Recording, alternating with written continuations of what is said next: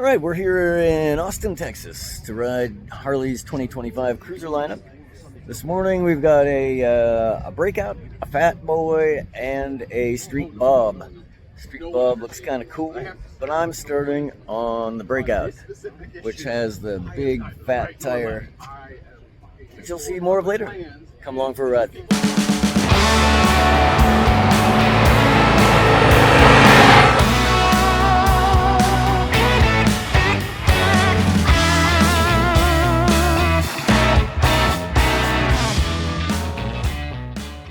All right, we're here in Austin, Texas to ride Harley's new cruiser models, all Softails. And they got 6 of them from classic to modern. So on day one, I started my day on the Harley-Davidson Breakout.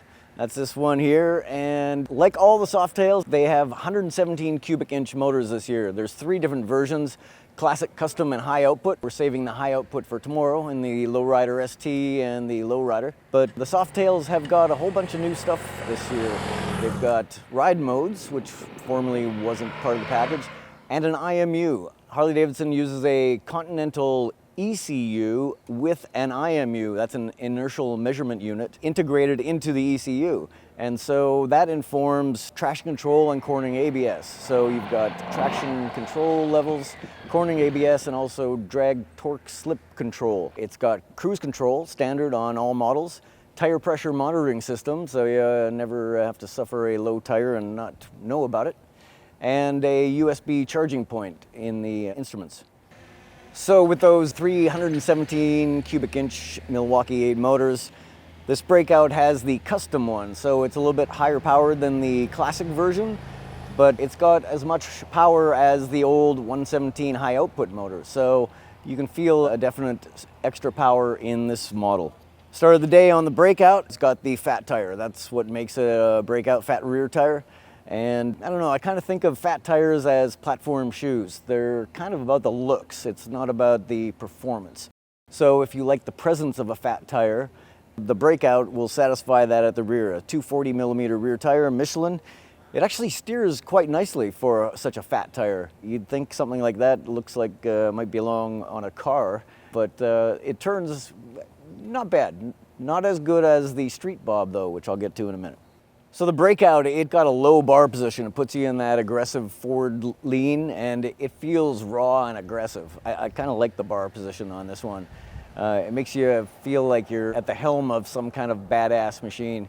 And that fat tire, anybody watching it go by will think that you've got plenty of power on tap. So after my stint on the Breakout, I took the Fat Boy out. So the Fat Boy is essentially a Breakout, but with a different front end. It's got a fatter tire and it looks chunkier. This is a 21-inch front wheel. The Fat Boy is, I think, a 16-inch wheel. But the rear end is kind of the same. The fat rear fender and that 240 fat rear tire. The Fat Boy, it felt a little bit bulky, especially compared to the Breakout and the Street Bob. Those fat tires, they look cool as hell, but they're not going to do you any favors in the corners. So if you like riding on twisty roads, you'll probably want to pick a different Softail than the Fat Boy. After riding the Fat Boy, I was pleased to get on the Street Bob. That has narrower tires. It looks classic. The Street Bob looks classic. Tested one a couple of years ago with the 114 cubic inch motor. I really enjoyed that bike. It's got a taller bar, kind of mid-set pegs. It fit my body fine. Taller riders who took it for a spin, their legs were a little bit cramped.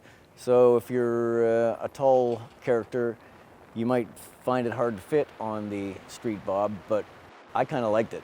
And I tell you, with those narrower tires, the bike feels 100 pounds lighter than the Fat Boy. Well, I guess it's a Fat Boy. So that ends our first day on the Softails. Tomorrow we'll be riding the Lowrider S, the Lowrider ST, both with the high output 117 motor. So that should be a little exciting. Also tomorrow is the Heritage Softail, so we'll see what that's like. Keep watching the video and you'll see what we found out from day 2.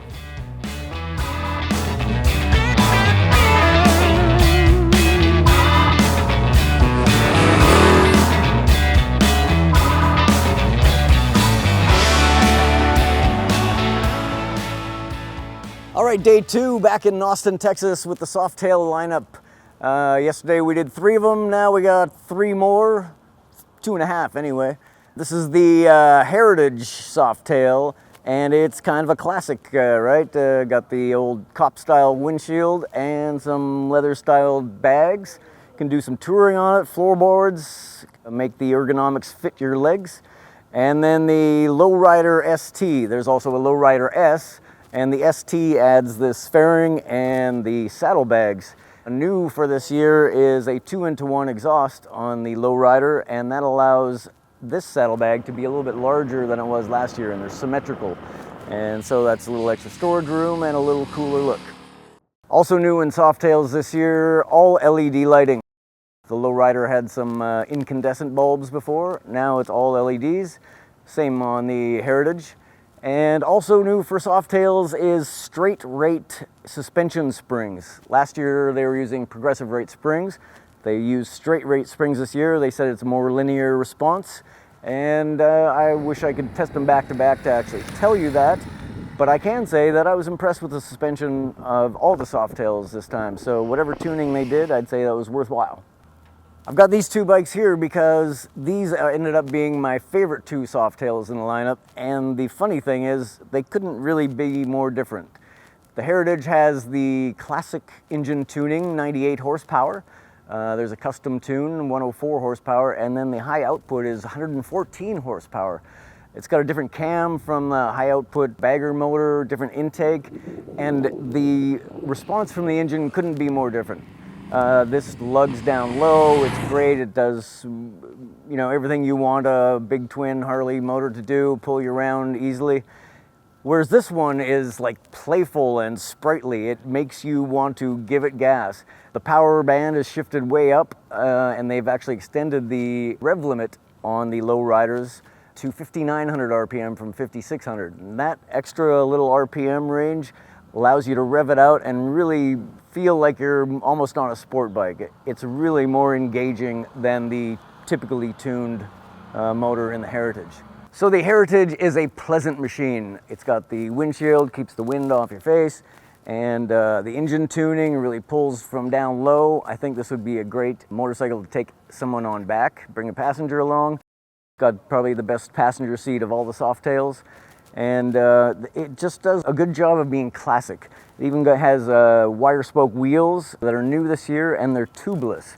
So unlike the old wire spoke wheels, which you needed to futz with tubes, these are tubeless, same wheels that are on the Street Bob that we talked about earlier. But if I'm talking about excitement, I gotta go back to the Lowriders. The Lowrider S doesn't have the big fairing, has a little wind deflector, and it's just as fun as the Lowrider ST. The Lowrider ST stands out to me because it has a bit of the FXRT, the old FXRT fairing, and that style. I think Harley nailed it in a modern interpretation of that. And then you got the saddlebags, so you can throw some junk in there and take off for a weekend. It can make a great light-duty touring bike. The other part of the Lowrider package is a better suspension and much better brakes. We got dual disc front brakes on the Lowriders, and the difference in braking power is immense. And also the inverted fork on the Lowriders, it does a better job of maintaining control over the bumps. And in terms of performance, that's the way you want to go if you're buying a Softail. But the Heritage is so lovable, and it just makes a lot of sense as a classic Harley. And so which one would I choose? I'd probably go with the performance one. But if you like the Heritage, I can't blame you for choosing this one. This is a terrific bike, and I didn't want to get off it. Comfortable bar band, cushy seat, and the floorboards let you move your feet around. It's a really pleasant motorcycle. The only downside to the Lowrider ST is it's the most expensive Softail. It retails for $24,199. So it's at the upper echelon. But boy, there's still a lot of value in there. We've got the new instrumentation on all the Softails. It's got an analog speedometer and then an LCD screen that gives you your ride modes and traction control on and off. And also new controls for the hands. They've updated that system, and it's pretty intuitive. Still have 2 turn signal switches on your thumbs, but they feel really good. They feel like quality items rather than the old springy, plasticky kind of feeling. So that's an upgrade too. So the new Harleys, they're made in America, so they're not cheap. They got all the new technology, inertial measurement unit, traction control, cornering ABS. So it's really up to date technologically, and these new 117 cubic inch motors are an upgrade over the previous 114 or even the old 117. So we've got 6 choices. Which one is your favorite? You should let us know in the comments, and please like and subscribe. Thanks for watching.